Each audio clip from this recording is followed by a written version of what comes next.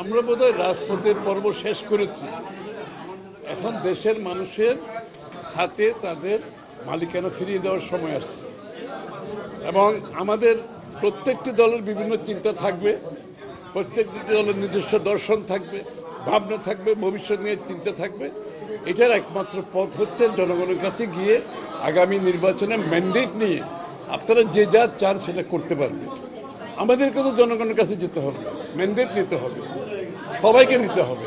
সুতরাং জনগণের কাছে না গিয়ে আমরা যে এখানে আবার আগের মতো ওই মানে গণতন্ত্র যদি বলতে বোঝায়, সেটা হচ্ছে গণতন্ত্রের সমর্থন নিয়ে আপনাকে পরিবর্তন করতে হবে।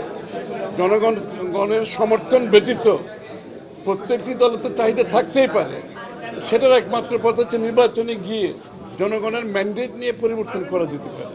এর বাইরে কিছু করতে গেলে সেটা গণতন্ত্রকে বাধাগ্রস্ত করবে।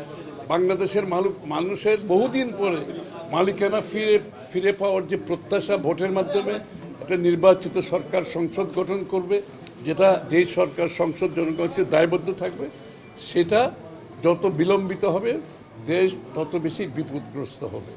আমি বলছি একটা কথা বারবার, যে সমস্ত আন্দোলনের পরে, বিপ্লবের পরে যেই সমস্ত দেশ যত তাড়াতাড়ি নির্বাচিত সরকারের মাধ্যমে গণতান্ত্রিক প্রক্রিয়ায় ফিরে যেতে পেরেছে, সেই দেশগুলো ভালো করছে। আর যারা বিভক্তির মাধ্যমে বিলম্বিত করেছে, সেই দেশগুলোতে আপনি দেখবেন সিভিল ওয়ার চলছে, সেখানে সমাজে বিভক্তি চলছে এবং অর্থনৈতিকভাবে পঙ্গু হয়ে গেছে। গণতন্ত্র তো দূরের কথা, একটা কি বলে ফেইল্ড স্টেটে পরিণত হয়েছে। আমরা বাংলাদেশকে সেদিকে নিয়ে যেতে চাই না।